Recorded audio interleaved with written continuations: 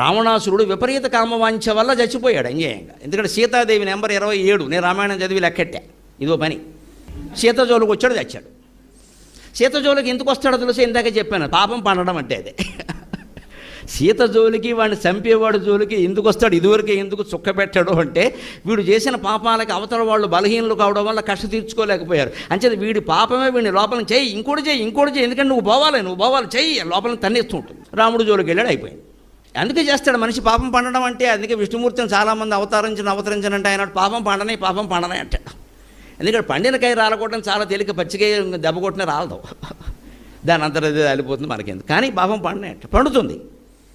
అలాగా రావణాసురుడు అతి లోభాత్ సుయోధనక. పోనీ ఇందాక మనం చెప్పుకున్నట్టుగా అరణ్యవాసంలోనన్నా వదిలేసి అక్కడైనా ఊరుకుంటే యుద్ధం జరిగేది కాదండి. ద్రౌపదిని జుట్టట్టుకు లాగాడు, అవమానించాడు, ప్రతి చోట అవమానించాడు ఇంక అందరినీ.